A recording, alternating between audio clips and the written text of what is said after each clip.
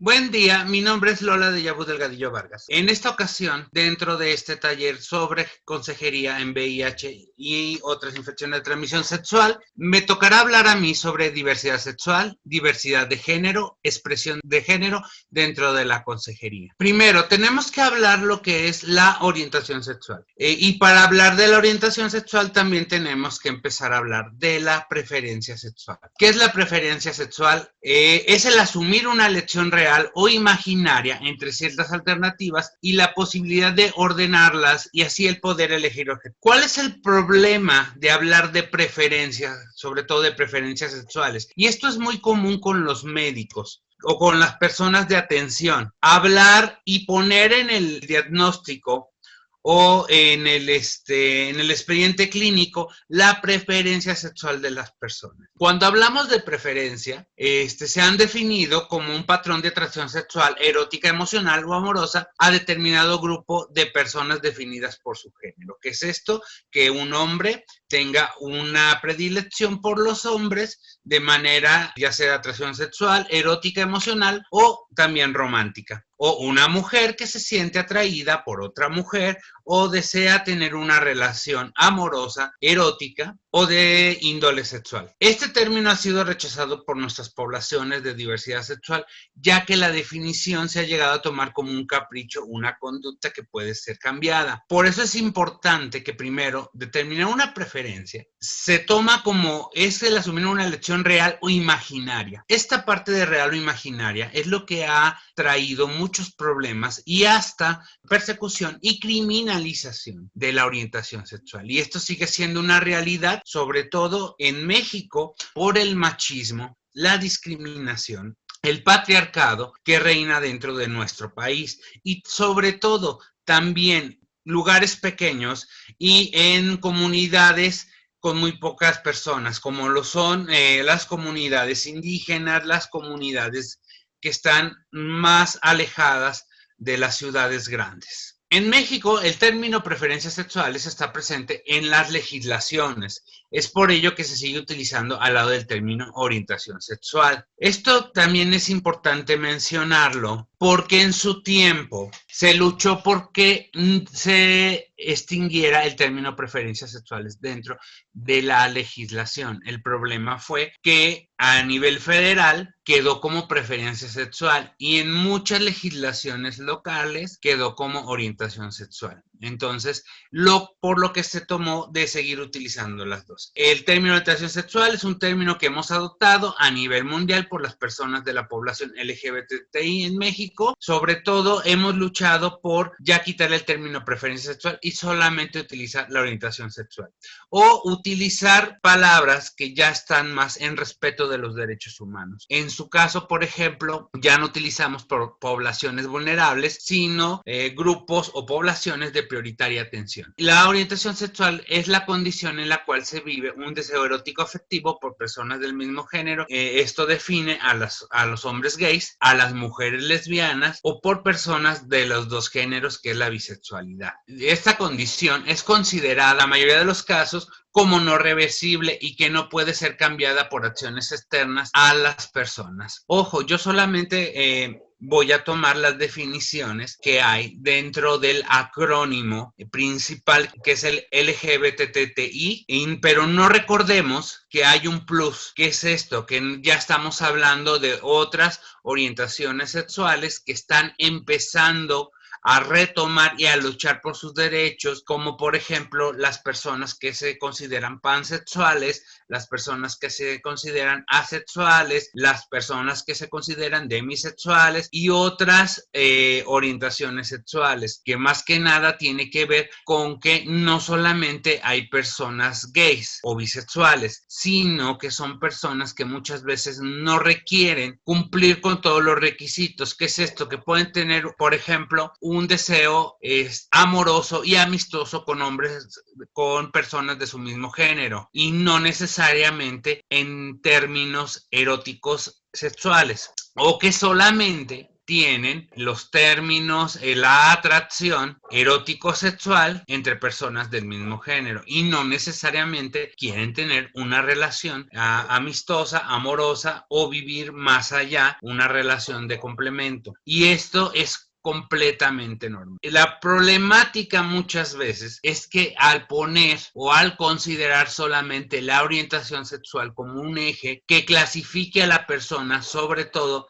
si estas personas van a tomar un taller, si van por información o si van por hacerse una prueba o a realizarse análisis, el que solamente por su orientación sexual sean considerados como entes que solamente pueden desarrollar el VIH u otras infecciones de transmisión sexual es lo que ha causado la discriminación, sobre todo en hombres gays, en hombres bisexuales, en mujeres trans y en otras poblaciones que, como los hombres trans también, que pueden ser, que han sido detectados con el virus del VIH y otras infecciones de transmisión sexual, como en el caso también de las personas que ejercen el trabajo sexual. Esta condición, en mayoría de los casos, no es reversible en la mayoría de los casos, pero vuelvo a insistir, hay personas que durante mucho tiempo se consideraron heterosexuales, pero tenían un deseo, sobre todo de tipo sexual, con personas de su mismo género y que con el tiempo se dieron cuenta que no eran personas heterosexuales, sino personas bisexuales o pansexuales o demisexuales, y también aquellas personas que nunca les interesó tener relaciones sexuales, como las personas asexuales, que lo cual no quiere decir que el que no sientan un deseo sexual puedan tener relaciones sexuales y puedan a llegar a construir una relación de pareja. En este caso estoy poniendo yo imágenes estereotípicas de lo que sería una pareja gay, una pareja de lesbianas, un trío de personas que se consigue dentro de la relación. Hay una persona bisexual que es el vínculo entre el hombre y la mujer. Ahora voy a hablar de la identidad de género. La identidad de género se define como la condición, ojo, eso es muy importante, es una condición, no es un gusto, no es una preferencia, no es una orientación, es una condición con la que nacemos de pertenencia a un género u otro, no reversible en la mayoría de los casos. ¿Qué es lo que pasa aquí? Que muchas personas se les olvida que tienen una identidad de género. El género se define como la construcción social, familiar, social, cultural, política y religiosa de lo que es un hombre o de lo que debería ser un hombre o de lo que debería ser una mujer, independientemente del género de nacimiento o sexo genético. Aquí podemos hablar de que hay mujeres que pueden haberse desarrollado como mujeres con sus órganos externos y apariencia completamente femenina, pero con genética masculina. Esto lo vamos a ver más adelante en las personas intersex. Pero la persona, independientemente de lo que sea genéticamente, va a desarrollar y se va a definir y se va a sentir una pertenencia a un género u otro. Esto, el ejemplo más común, somos las mujeres trans, que somos personas que nacimos con un género y fuimos criadas con un género masculino, pero nuestro ser, nuestra pertenencia, nuestra mentalidad siempre ha sido de mujeres y estamos seguras de que somos mujeres. Por lo tanto, ya que es una construcción social, familiar, cultural, política y religiosa, nosotras somos mujeres. Y ya hasta la Suprema Corte ha dictado resoluciones donde jurídicamente hablando las mujeres trans somos mujeres. Por lo tanto, esto tiene que ver con los cuerpos que genéticamente fuimos asignados y nacimos como hombres y en realidad somos mujeres. Al caso contrario, cuando nacen genéticamente XX y se les asigna un nombre y un género femenino, pero tienen la condición de su pertenencia a ser de hombres, son los hombres trans. Cuando hablamos de mujeres, es muy importante sobre todo de mujeres trans, no importa si tengan o no tengan cambio legal y reconocimiento de identidad de género en su acta y documentos, lo más importante es que se les debe de respetar con su género, más allá de las creencias que ustedes tengan, más allá de cómo les hayan enseñado a cómo tratar, las personas deben ser respetadas por cómo quieren ser respetadas, con su género, ya sea de masculino, femenino, neutro, ninguno de ellos, o no binario. En las imágenes podemos ver arriba a una famosa mujer trans de Hollywood y del deporte. En la parte de en medio tenemos a un compañero hombre trans y en la parte de abajo tenemos tanto hombres como mujeres trans que luchamos por la reforma de identidad de género del 2015. Ahora, para hablar del caso, por ejemplo, que les había nombrado, donde las personas tienen una genética de hombre, pero que la persona se desarrolla como mujer desde el útero, o de personas que nacen con características que no se reconoce que sean ni masculinas ni femeninas. Esto quiere decir, tú estás viendo genitales, pero no sabes si es un pene o si es una vagina. No sabes si hay una vulva, no sabes qué es lo que hay o simplemente ni siquiera hay pene, ni siquiera hay vagina. ¿Qué es lo que pasa? Estas personas pueden haber nacido bajo un síndrome intersexual, que en general es un grupo de personas cuyas características sexuales quedan fuera de las normas típicas binarias de masculino o femenino.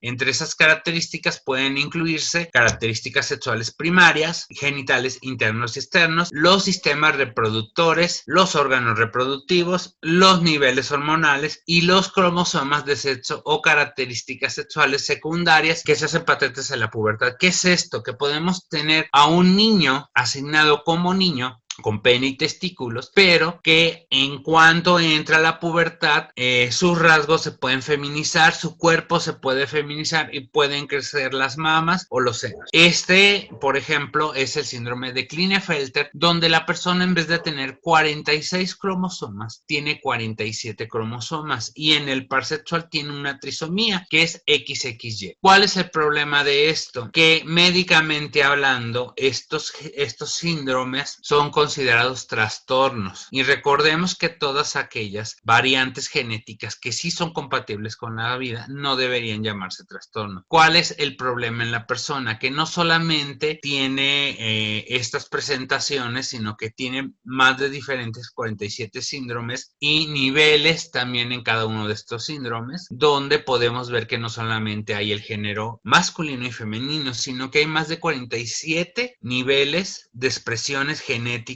y estas se pueden presentar de forma con una expresión muy diferente a lo que consideramos ser hombre o mujer o niño o niña. Estas son las expresiones fenotípicas, la cual puede diferir del genotipo o de la carga genética. Por cierto, para mencionarles, antes las personas intersexuales eran consideradas como personas hermafroditas o pseudohermafroditas o cualquiera de las variantes que puede haber.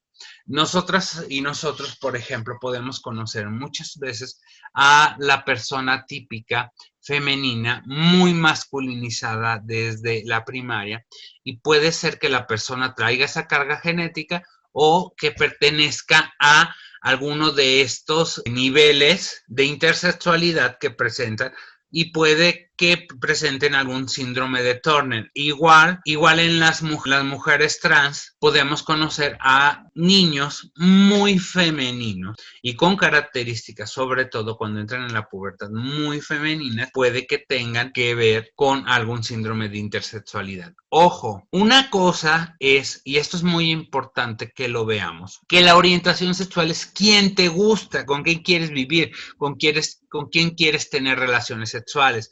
Y eso lo tenemos la gente gay, la gente lesbiana, la gente bisexual, la gente trans, la gente intersexual, la gente de las demás poblaciones y eso define nuestra orientación sexual. Nuestra identidad de género nos define qué es lo que somos, hombre, mujer, ninguno o ambos, o alguna también dentro de estas expresiones, podemos identificarnos como hombres, pero sin tener que manifestarnos como hombres. Y eso lo vamos a ver ahorita las personas no binarias. Y las características sexuales son muy aparte. ¿Qué es esto? Tiene que ver con la expresión fenotípica de lo que genéticamente es hombre o mujer. Entra dentro de estas características sexuales, entonces podríamos hablar de que la persona podría tener algún síndrome intersexual. Ahora, la expresión de género se refiere a cómo una persona muestra y expresa su identidad de género, ya sea cisgénero, transgénero, no binaria, queer o a través de su experiencia, estilo, vestimenta y comportamiento, ya sea en línea con las normas de género establecidas o desafiándolas. ¿Qué es esto? Tenemos en mente el magistrade, que era un hombre masculino, bueno, que era un hombre que se vestía, que se consideraba una persona gay, o hay personas que decían que se llegó a considerar trans. Yo desconozco, la verdad, pero su expresión, lo más importante es que su expresión era no binaria. ¿Qué es esto? Que esta persona se mostraba muchas veces con trajes de hombre, pero usando faldas y bueno, tenía un atuendo tanto masculino como femenino. Entonces podemos encontrar ahora, y siempre lo ha existido, mujeres que se vistan muy masculinizadas y no hay ningún problema, entre comillas. ¿Por qué? Porque ante la sociedad una mujer que se vista de hombre no causa gran revuelo, pero un hombre que tenga una expresión fluida más hacia lo femenino causa estigma, discriminación, persecución y hasta criminalización. Es por eso es importante conocer cada una de estas fases o características que tenemos las personas, hablando simplemente de la diversidad sexual y la diversidad de género. Ojo, como dos entidades separadas, pero que al final de cuentas van entrelazadas, que debemos respetar en las personas, sobre todo cuando nos lleguen casos como el que vamos a ver a continuación.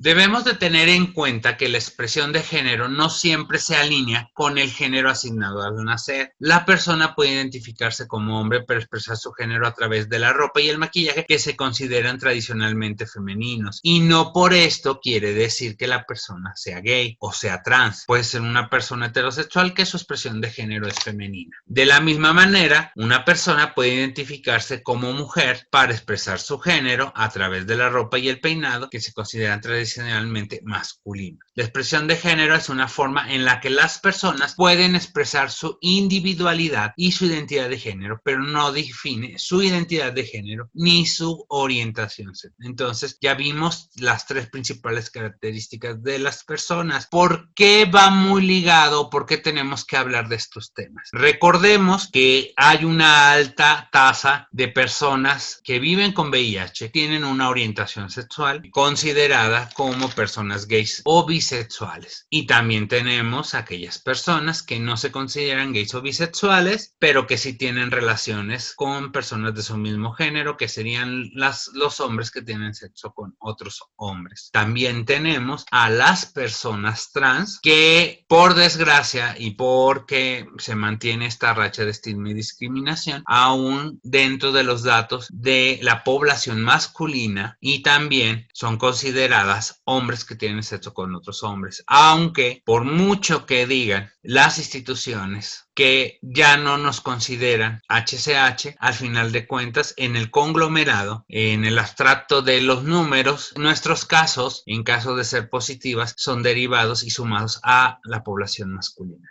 Esto ha causado ineficiencias a la hora de la detección y a la hora del tratamiento, sobre todo al momento de hacer campañas de prevención, porque no están alineadas a las poblaciones que lo requieren. Es por ello que las poblaciones trans como mujeres deben ser atendidas canalizadas y respetadas como mujeres. Ahora, vamos a hablar del caso clínico. Llega una persona de 35 años a urgencias con 2 heridas de arma blanca en el abdomen. La persona viste con minifalda, blusa, pelo largo, maquillaje, ropa interior de mujer, pero con una identificación oficial en su bolso de Carlos Pérez Pérez. Refiere un dolor generalizado, pérdida de sangre consistente a las lesiones por la violencia. Declara que lo hizo un cliente que no le quiso pagar el servicio de prostitución, por lo que fue contratado. Las primeras acciones hechas por el personal de salud son estudios de laboratorio, biometría hemática completa, química sanguínea 5, VDRL y VIH antes de ser tratado por las lesiones en el abdomen.